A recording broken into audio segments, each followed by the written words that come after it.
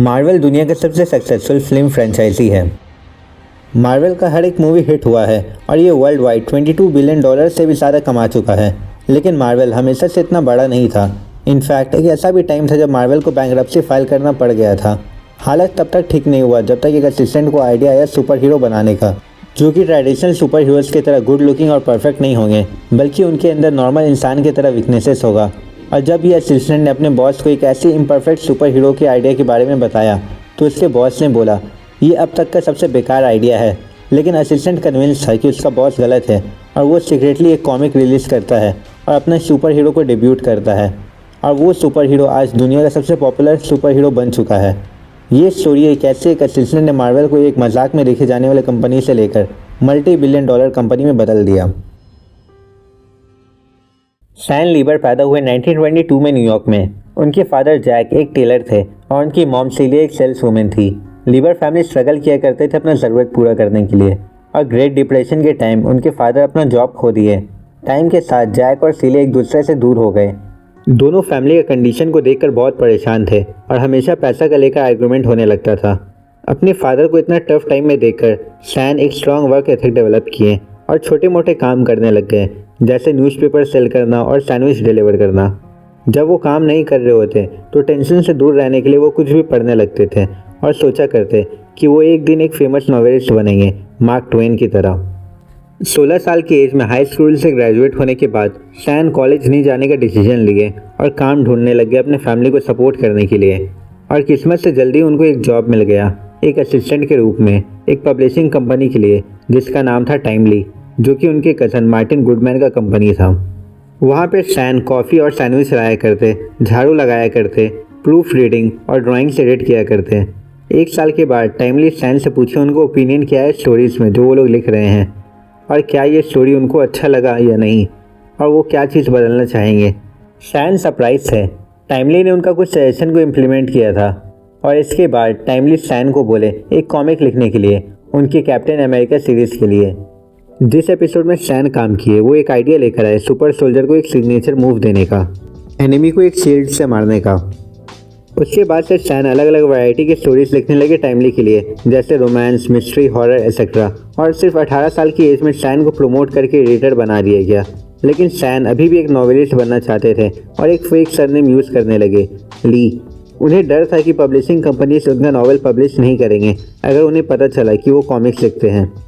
मुझे रियलाइज़ हुआ कि लोग कॉमिक्स बुक्स का कोई इज्जत नहीं करते हैं। ज़्यादातर पेरेंट्स नहीं चाहते कि उनके बच्चे कॉमिक्स पढ़ें। मैं थोड़ा एम्बैरेस्ड था जो काम मैं कर रहा था। लेकिन ये सब इनसिक्योरिटी होने के बाद भी ली कॉमिक्स लिखते रहे वर्ल्ड वॉर 2 स्टार्ट होने तक। ली डिसाइड किया आर्मी में जाने का और उन्हें कम्युनिकेशन इक्विपमेंट और टेलीग्राफ पोल्स फिक्स करने के काम पे रखा गया। लेकिन जॉब में गलती कर देने के बाद उन्हें वहाँ से हटा दिया गया और ट्रेनिंग फिल्म डिवीज़न में शिफ्ट कर दिया गया, जहाँ पर वो ट्रेनिंग मैनुअल्स लिखा करते थे। वॉर ख़त्म होने के बाद जब ली वापस आए उस टाइम कॉमिक बुक इंडस्ट्री अच्छा नहीं चल रहा था और सेल्स गिरने लग गया था। और इस टाइम तक ली शादी भी कर लिए थे और टाइमली में उन्हें प्रमोट करके एडिटर ऑफ कॉमिक ऑपरेशन बना दिया गया। टाइमली का नाम चेंज करके एटलास रख दिया गया और बिजनेस क्वांटिटी पे फोकस किए क्वालिटी की जगह, और ट्रेंड क्रिएट करने की जगह ट्रेंड का पीछा करने लगे। और वो लोग फोकस किए हॉरर स्टोरीज और चोर पुलिस वाली स्टोरीज़ के ऊपर और सुपर हीरो स्टोरीज से दूर हो गए जिसके लिए वो लोग जाने आते थे। और वो लोग सक्सेसफुल कॉमिक बुक को कॉपी करने के लिए जाने लगे। ली और बाकी राइटर्स को लिखने में अब सेम पैसन नहीं था और सिचुएशन को बताने के लिए ली मार्टिन के पास गए। लेकिन कुछ बोलने से पहले ही मार्टिन ने उन्हें एक नया असाइनमेंट दे दिया, एक कॉमिक बुक बनाने का जिसमें बहुत सारा सुपर हीरोज हो, ताकि वो लोग डीसी के जस्टिस लीग ऑफ अमेरिका से कम्पीट कर पाए। जस्टिस लीग में 7 सुपर हीरोज थे जो कि एक टीम के रूप में विलन से फाइट किया करते थे। जैसे ही सैन इसके बारे में सोच रहे थे उन्हें एक आइडिया आया एक ग्रुप ऑफ सुपर हीरोज बनाने का। लेकिन सुपरमैन और कैप्टन अमेरिका की तरह ये गुड लुकिंग या स्ट्रॉन्ग नहीं होंगे, बल्कि उनके अंदर प्रॉब्लम्स होगा और वीकनेसेस रहेगा नॉर्मल इंसान की तरह। उस टाइम इस तरह के स्टोरीज़ कोई नहीं लिख रहा था क्योंकि ज़्यादातर पब्लिशिंग कंपनीज बच्चे को टारगेट किया करते थे और बड़े लोगों को नहीं, और कैरेक्टर्स में कोई डेप्थ नहीं रहता था। अपने आइडिया को इम्प्लीमेंट करने के लिए ली एक आर्टिस्ट के पास गए जिन्होंने साथ मिलकर कैप्टन अमेरिका बनाया था, जैक कर्बी के पास। साथ में मिलकर दोनों ने एक आइडिया पे काम किया और द फैंटास्टिक फोर बनाया। 1 साल के बाद द फैंटास्टिक फोर रिलीज़ हुआ और सैन सरप्राइज थे क्योंकि ये कॉमिक लॉन्च होते ही बहुत हिट हो गया। इसके सेल्स फिगर एटलास के हिस्ट्री में सबसे ज़्यादा थे और पहली बार ऑडियंस उन्हें मेल करने लगे थे। ज़्यादातर लोगों के लिए फैंटास्टिक फोर पहले ऐसे सुपर हीरोज थे जिससे वो लोग रिलेट कर सकते थे, क्योंकि वो रियल लाइफ प्रॉब्लम फेस कर रहे थे, जैसे कि फैमिली में बहस होना और ब्रेकअप से डील करना। ली अब ज़्यादा कॉन्फिडेंट फील कर रहे थे कॉमिक्स लिखने में, और इसके बाद ली और जैक एक नया कॉमिक बुक का आइडिया लेकर आए, द इनक्रेडिबल हल्क। और जब हल्क कॉमिक रिलीज हुआ ये तुरंत हिट हो गया। जैसे जैसे कॉमिक में चेंजेस हो रहा था, ली को लगा कि एटलास का भी नेम चेंज करना चाहिए, तो वो मार्टिन को कन्विंस किए नेम चेंज करने के लिए और इसका नाम रखे मार्वल। इस टाइम तक ली एडिटर इन चीफ बन चुके थे और वो आर्टिस्ट से कुछ भी काम करवा सकते थे जो भी उनको चाहिए था, लेकिन फिर भी कभी कभी स्ट्रगल किया करते थे मार्टिन को आइडिया समझाने में। तब भी वो कोशिश में लगे रहे और ली का नया आइडिया सुनने के बाद मार्टिन बोले उनका नया आइडिया सबसे बेकार आइडिया है जो अभी तक वो सुने हैं। एक टीनेजर जिसे एक रेडियो एक्टिव स्पाइडर ने काट लिया है और इसकी वजह से उसके अंदर स्पाइडर की तरह सुपर पावर्स आ गया है। मार्टिन बोले आपका क्या मामला है? टीनेजर बस असिस्टेंट बन सकते हैं और लोग स्पाइडर से नफरत करते हैं। ली फिर भी ट्राई किया मार्टिन को कन्विंस करने का, लेकिन इसका कोई फ़ायदा नहीं हुआ। मार्टिन ने उन्हें स्ट्रिक्टली ऑर्डर किया कि वो अपना आइडिया इम्प्लीमेंट नहीं करे। ली ना चाहते हुए भी एग्री किए और फिर प्लान बी के बारे में सोचे। मार्टिन के द्वारा आइडिया रिजेक्ट कर देने के बाद ली इसके बारे में सोचने के अलावा कुछ नहीं कर सकते थे। ली चाहते थे अपना आइडिया ट्राई करने का, तो वो सीक्रेटली स्टीव डिट्को को बोले कि उनका नया सुपर हीरो को बनाने और इसका स्टोरी एक ऐसा कॉमिक बुक में डालने जिसे बंद किया जाने वाला था, अमेजिंग फैंटेसी। हम एक लार्ज बुक पब्लिश करने वाले थे और किसी को कोई फ़र्क नहीं पड़ता कि इस बुक के अंदर क्या है, क्योंकि ये ऐसे भी ख़त्म होने वाला था। कुछ महीने के बाद मार्वल अचानक से एक बड़ा माइलस्टोन हिट कर दिया। एक डेकेड के बाद उनका कोई बुक बेस्ट सेलर बना और हर एक कॉपी अमेजिंग फैंटेसी का सेल हो गया, थैंक्स टू स्पाइडरमैन। जब मार्टिन को अमेजिंग फैंटेसी के सेल्स फिगर के बारे में पता चला, वो जल्दी से ली के पास गए और बोले याद है वो आइडिया जो हम लोग दोनों पसंद किए थे स्पाइडरमैन का, उसको एक सीरीज़ बनाते हैं। ली एग्री हो गए और स्टीव के साथ मिलकर मार्वल के लिए एक नया सुपर हीरो सीरीज़ बनाए। आने वाले कुछ सालों में ली मार्वल के आर्टिस्ट और राइटर की मदद से बहुत सारे सुपर हीरोज लेकर आए, जैसे Thor, Ant Man, X Man, Iron Man, Doctor Strange, Daredevil, Black Widow और ब्लैक पैंथर। और फैंटास्टिक फोर, हल्क और स्पाइडरमैन की तरह हर एक सुपर हीरो के पास एक यूनिक पावर और एबिलिटी था, लेकिन सबके अंदर कुछ वीकनेस था नॉर्मल लोग की तरह। मार्वल ने कॉमिक इंडस्ट्री को बदल दिया और वो लोग पहले से ज़्यादा पैसा कमा रहे थे। मार्टिन डिसाइड किए कि अब टाइम आ गया रिटायर होने का और कंपनी सेल करने का। जब ये बात एक बिजनेसमैन मार्टिन एकरमैन को पता चला, वो उनको अप्रोच किए और $15 मिलियन ऑफर किए। मार्टिन गुडमैन ने उनको ऑफर एक्सेप्ट कर लिया, लेकिन एक कंडीशन में, ली इंचार्ज में रहेंगे। मार्टिन एकरमैन एग्री किए और ली को प्रमोट करके पब्लिशर बना दिए और मार्वल का न्यू पब्लिशर बनकर ली नए नए आइडियाज़ पे काम करने लगे। वो मार्वल के कैरेक्टर को सामने लाना चाहते थे इस तरीके से जैसे पहले कभी नहीं किया गया था, टीवी और मूवीज़ में उन लोग को फीचर करके। और कुछ ही टाइम के अंदर उनका ये प्लान रियलिटी में बदल गया। मार्वल ने एक डील साइन किया अपने कैरेक्टर को लाइसेंस में देने का हॉलीवुड का सबसे बड़ा और प्रॉफिटेबल स्टूडियो को, यूनिवर्सल। और फिर यूनिवर्सल ने डिसाइड किया एक टीवी सीरीज़ बनाने का फीचरिंग द हल्क।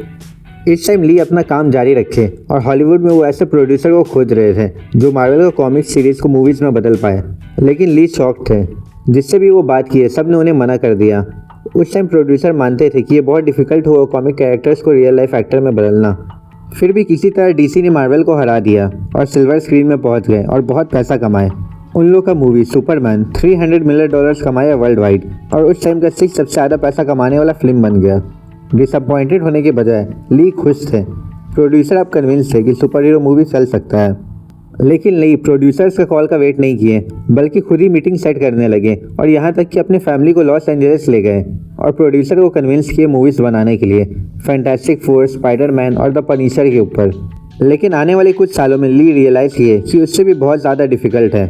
प्रोड्यूसर अक्सर बहस किया करते और एक दूसरे के ऊपर केस कर देते और राइटर्स को बार बार ऑर्डर किया जाता स्क्रिप्ट फिर से लिखने के लिए, और कोई भी सेटिस्फाइड नहीं था, जिसकी वजह से मूवीज़ कभी रिलीज़ ही नहीं हुआ। ली बहुत स्ट्रगल कर रहे थे हॉलीवुड में, लेकिन बाद में उन्हें पता चला कि मार्वल इससे भी बड़ा चीज़ फेस कर रहा है। मार्वल का न्यू ओनर रॉन पेरेलमैन ने कंपनी को पब्लिक कर दिया और बहुत सारा बिजनेस में डाइवर्सिफाई करने लगे, जिसमें करीब $700 मिलियन खर्च हुआ। रॉन सोचे कि वो ये सब पैसा कमा लेंगे कॉमिक बुक का प्राइस बढ़ाकर, लेकिन ये प्लान उनके ऊपर भारी पड़ गया। बहुत से लोगों को लगा कि कॉमिक्स अब बहुत ज़्यादा एक्सपेंसिव हो गया है और वो इसे खरीदना बंद कर दिए, जिसकी वजह से उन लोगों का सेल्स 70% डाउन हो गया और शेयर का प्राइस $35.75 से $2.38 में गिर गया। मार्वल, जो एक प्रॉफिटेबल कंपनी था, उसको बैंकरप्सी फाइल करना पड़ गया। लगभग 2 साल तक मार्वल के बैंक्स, बॉन्ड होल्डर्स, सब्सिडरीज और दूसरे पार्टीज वो सभी बिजनेस को कंट्रोल करने के लिए फाइट कर रहे थे, अलग अलग प्लान्स के साथ। और क्रिएटर्स ने वोट करके टॉय बिज को एक्सेप्ट किया क्योंकि उनके पास सबसे बेस्ट स्ट्रैटेजी और विजन था। फिर टॉय बिज के को फाउंडर एवी एराइड मार्वल के सीईओ बन गए, लेकिन 1 साल के बाद एवी सीईओ से हट गए और एक बिजनेसमैन पीटर क्यूनियो मार्वल के नए सीईओ बन गए और एवी चीफ क्रिएटिव ऑफिसर बन गए और मार्वल के फिल्म डिवीजन को लाने का प्लान बनाए, मार्वल स्टूडियोज़। उस टाइम मार्वल स्टूडियोज़ को अभी अपना पहला फिल्म बनाना था, लेकिन फिल्म बनाने के बदले वो लोग अपने कैरेक्टर्स को लाइसेंस किए, लेकिन प्रॉफिट का सिर्फ एक छोटा परसेंटेज ही कमा पाए पिछले मैनेजमेंट के बैड डील्स की वजह से। फॉर एग्जाम्पल, जब new line cinema blade release किए थे तो ये $131 मिलियन कमाया, लेकिन मार्वल को सिर्फ $250,000 मिला। 2 साल के बाद फॉक्स एक्समैन रिलीज़ किए और ये $296 मिलियन कमाया, लेकिन मार्वल को सिर्फ $26 मिलियन मिला। इसी 1 साल के बाद सोनी स्पाइडरमैन को रिलीज़ किए और $821 मिलियन कमाए, जो कि उस टाइम का सबसे highest grossing super hero film था। लेकिन मार्वल को सिर्फ $10 मिलियन मिला और 5% ग्रॉस बॉक्स ऑफिस रेवेन्यू मिला। डेविड मेसेल एक टैलेंट एजेंट थे जो पहले काम किया करते थे CAA और डिज्नी के लिए। उनको लगा कि मार्वल में बहुत पोटेंशियल है, तो वो अपना आइडिया बताए एवी को मार्वल का रेवेन्यू बढ़ाने का, और डेविड ये भी सजेस्ट किए कैरेक्टर्स को फिल्म में मिलाने का ताकि हर एक दूसरे को लीड कर सके, स्टार वॉर्स की तरह। एवी को आइडिया पसंद आया। मार्वल के बैंकरप्सी के दौरान एवी को भी ये सेम आइडिया आया था, लेकिन वो फाइनेंसिंग के बारे में दिमाग नहीं लगा पाए थे जैसे डेविड लगाए मार्वल के कैरेक्टर्स को गिरवी रख के लोन लेने का। एवी कॉन्फिडेंट थे कि डेविड का आइडिया चल सकता है, तो एवी डेविड को इंट्रोड्यूस किए मार्वल के सीईओ आइजैक के साथ। आइजैक और मार्वल के बोर्ड मेंबर्स डेविड को बोले अपना आइडिया इम्प्लीमेंट करने के लिए और डेविड को COO बना दिए। 2 साल के बाद मार्वल सक्सेसफुल रहा एक नॉन रिकोर्स लोन लेने में मेरिल लिंच से। टर्म्स में लिखा हुआ था मार्वल को $525 मिलियन मिलेगा 10 फिल्म बनाने का, जिसमें बहुत सारे मार्वल के कैरेक्टर्स रहेंगे, including Ant Man, the Avengers, Black Panther, Captain America, Doctor Strange, Hawkeye, Nick Fury, Power Pack और शैंग-ची।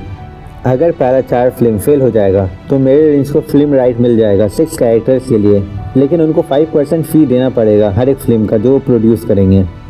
जब ये डील अनाउंस हुआ तब स्टैन ली रिटायर हो चुके थे मार्वल से, लेकिन फिर भी मार्वल का ब्रांड एम्बेसडर के रूप में काम किया करते थे और कंपनी को एडवाइस दिया करते थे।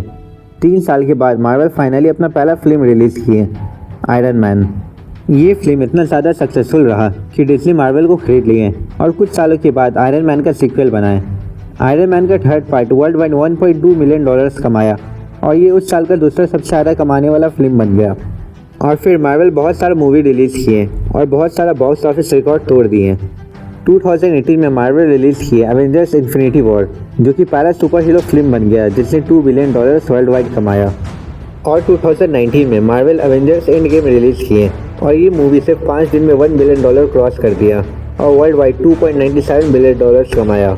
और रिसेंटली 2021 में मार्वल शैंग-ची रिलीज़ किए और ये फिल्म कोविड के बाद सबसे ज़्यादा कमाने वाला फिल्म में से एक था। और उसके कुछ महीने के बाद लेट 2021 में स्पाइडरमैन नो वे होम रिलीज़ हुआ और ये मूवी $1.7 बिलियन वर्ल्ड वाइड कमाया। आज मार्वल दुनिया का सबसे सक्सेसफुल फिल्म फ्रेंचाइज है और वर्ल्ड वाइड $22 बिलियन से भी ज़्यादा कमा चुका है। स्टैन ली कॉमिक इंडस्ट्री में सबसे इन्फ्लुएंशियल राइटर और पब्लिशर के साथ ही साथ the father of super heroes के रूप में जाने जाते हैं। ली मार्वल का ब्रांड एम्बेसडर और बहुत सारे मूवीज़ के एग्जीक्यूटिव प्रोड्यूसर के रूप में काम करते रहे 95 की एज में अपना डेथ तक। एक इवेंट में ली अपना जर्नी शेयर किए कि क्या मेंटालिटी की वजह से वो और मार्वल सक्सेसफुल हो पाए हैं। If you have an idea that you genuinely think is good, don't let some idiot talk you out of it. ये स्टोरी है कि कैसे एक असिस्टेंट राइटर में बदले और फिर पब्लिशर बने और कॉमिक बुक इंडस्ट्री को चेंज किए और फाउंडेशन बनाए $multi-billion एम्पायर का। ऐसे ही इंस्पायरिंग स्टोरीज के लिए चैनल को सब्सक्राइब करें।